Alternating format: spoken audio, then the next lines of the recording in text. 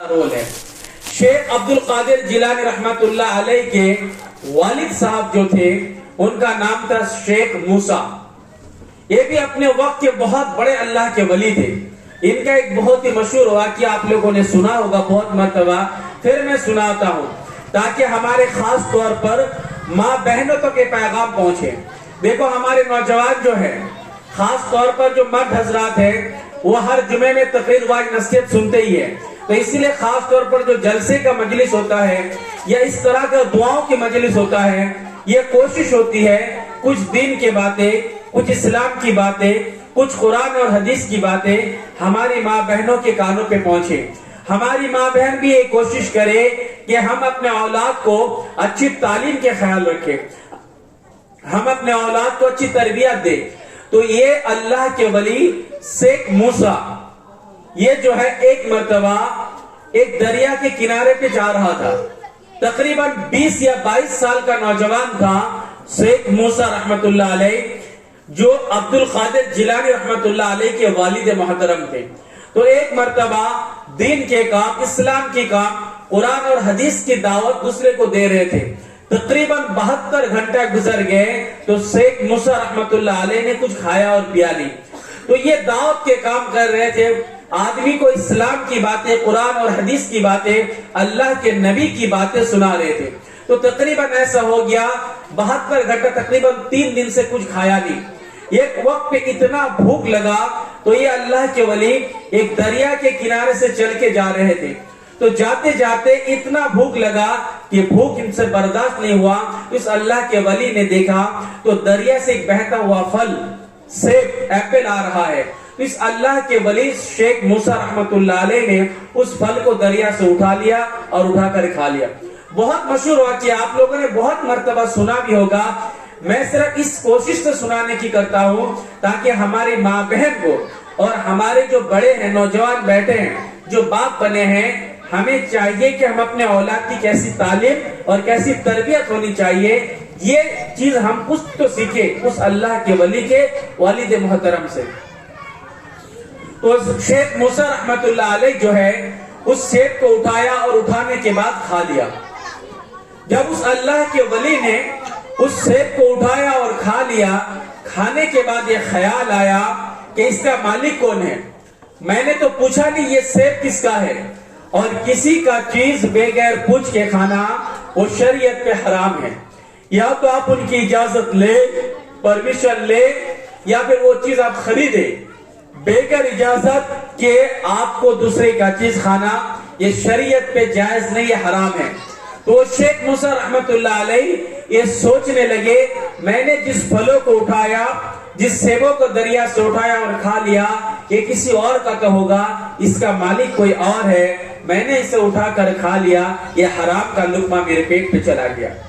اور جب کسی کے پیٹ پہ حرام کا لقمہ جاتا ہے، میرے آقا تاجدار مدینہ محمد رسول اللہ صلی اللہ علیہ وسلم نے فرمایا، یاد رکھو اگر کسی کے پیٹ میں ایک لقمہ حرام کا گیا تو 40 دن تک اس کی عبادت قابل قبول نہیں۔ 40 دن تک اس کی عبادت قابل قبول نہیں اگر حرام کا ایک لقمہ کسی کے پیٹ پہ چلے جائے جان بوجھ کر۔ ہم اور آپ بتاؤ تو صحیح کتنا لقمہ حرام کا ہر روز کھا رہے ہیں؟ بس پیسہ آنا چاہیے، مال آنی چاہیے، دولت آنی چاہیے، چاہے وہ کسی بھی طرح سے آئے، ہم اور آپ کبھی سوچتے نہیں۔ لیکن اگر حرام کا پیسہ آیا، حرام کا لقمہ پیٹ پہ گیا تو عبادت قابل قبول نہیں ہوگا، چاہے کچھ بھی ہو۔ یہی وجہ ہے کہ میرے پیارے عزیز دوستو، میرے بچوں، میرے نوجوانوں، میری ماں اور بہنوں، ہمارے پیٹ میں حرام کا لقمہ جاتا رہا ہے اور حرام کا لقمہ سے ہم اور آپ پرہیز نہ کرنے کی وجہ سے اللہ ہمارے دعاؤں کو قبول نہیں کرتا۔ یہ جو ہماری دعائیں قبول نہیں ہوتا نا، دعائیں قبول نہ ہونے کی وجوہاتوں میں ایک وجوہات یہ ہے کہ اس لیے ہماری دعا اللہ کے دربار میں قابل قبول نہیں ہوتا کیونکہ ہم حرام سے پرہیز نہیں کرتے، حرام کا لقمہ ہم جان بوجھ کر کھاتے ہیں، یا حرام کی کمائی ہم جان بوجھ کر کرتے ہیں۔ غلطی سے ہو جائے تو معاف ہے، لیکن حرام کا پیسہ اگر جان بوجھ کر آپ کمائیں، आप अगर रिश्वत का पैसा लो, आप दूसरे को झूठ बोलकर कमाओ, आप दूसरे को ठग से कमाओ, ये तमाम पैसा हराम का है। आप किसी भी उलमा इकराम से मसला पूछिए, अगर इस हराम के पैसे से आप अपने घर वालों के ऊपर खर्च करोगे, आप अपने औलाद के ऊपर खर्च करोगे, आप अपने बीवी बच्चों के ऊपर खर्च करोगे, अगर हराम की कमाई से आप खर्च करोगे तो याद रखिएगा आपके घर पे माल तो बहुत आ सकता है, लेकिन आपके घर पे कभी सुकून नहीं आ सकता, आपके घर पे कभी अल्लाह की रहमत आ नहीं सकता, आपकी दुआएं कभी कबूल नहीं हो सकता। अगर हम और आप चाहे कि अल्लाह हमारे दुआ को कबूल करे तो सबसे पहली चीज जो है हमें हराम की कमाई छोड़ना पड़ेगा और हराम के खाने से परहेज करना पड़ेगा। ये पहली सबक जो है इस अल्लाह के वली हम तक पहुंचाते हैं। तो शेख मूसा रहमतुल्लाह अलैह ये सोचता है कि ये जो फल, ये जो सेब मैंने उठाकर खाया, ये किसी ना किसी का तो होगा, इसका मालिक तो कोई और होगा, मैंने बेगैर पूछकर किसी दूसरे का सेब खा लिया, ये तो हराम का लुकमा मेरे पेट पे चला गया। और मेरे नबी मोहम्मद रसूलुल्लाह सल्लल्लाहु अलैहि वसल्लम ने फरमाया अगर हराम का लुकमा आपके पेट पे गया तो 40 दिन आपकी इबादत काबिल कबूल नहीं। तो ये सोचता है इस अल्लाह के वली शेख मूसा रहमतुल्लाह अलैह अब जो है वो दरिया पे कूदता है और कभी नीचे कभी ऊपर, कभी जो है किसी भी तरह इस दरिया को कूदता हुआ एक दिन 2 दिन के बाद उस बाग के जो मालिक है उनके दरबार पहुंचता है।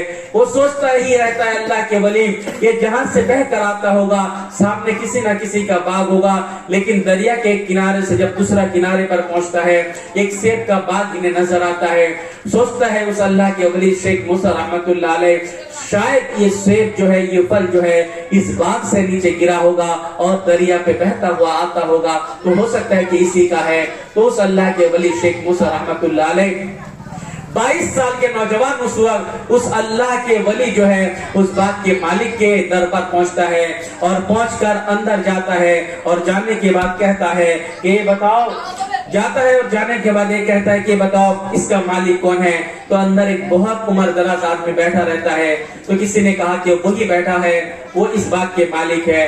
तो उनके पास जो है शेख मूसा रहमतुल्लाह अलैह जाते हैं और जाकर कहता है उस शख्स को, भाई ये बाग का मालिक आप ही है?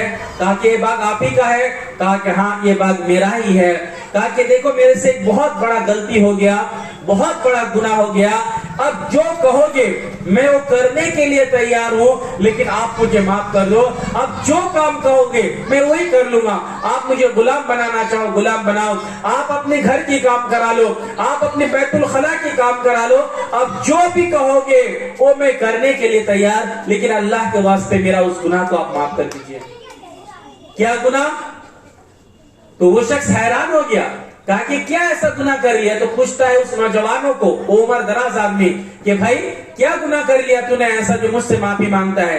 तो कहता है कि इस बात से सेब गिरता है? कहा कि बहुत सारे गिरता होगा। कहा कि दरिया पे बह के जाता है? कहा कि बहुत सारे जाता होगा।